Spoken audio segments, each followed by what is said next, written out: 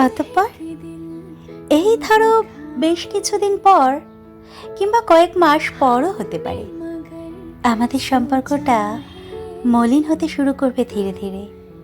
শ্যাওলা জমবে, অভিমান, অভিযোগ, ত্রুটি বিচ্যুতির একটা পাহাড় তৈরি হবে।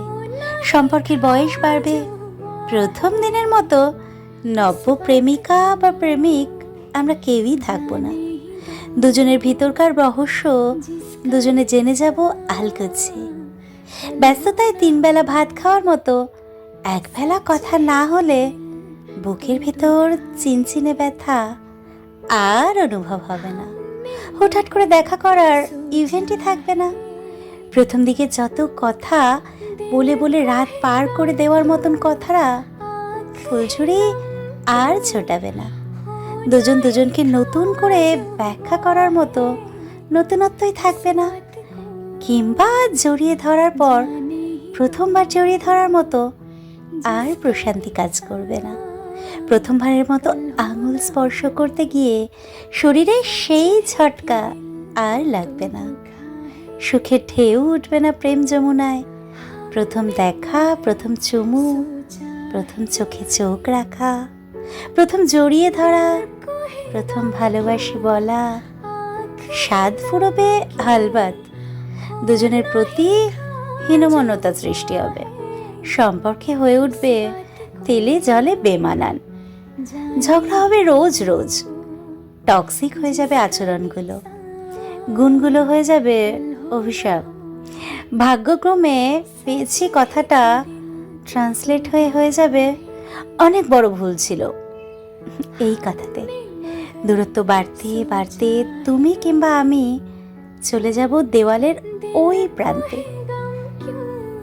জানো, সবচেয়ে বেশি বিচ্ছেদ হয় এই সময়।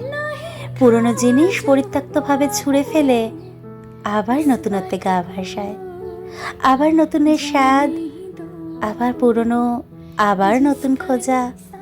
নতুন থেকে পুরাতন হওয়ার পর যেটুকু বেঁচে থাকে সেটুকুই তো সত্যিকার অর্থে ভালোবাসা। তুমি একটা সময়ে আমার হাত আঁকড়ে ধরে রেখো।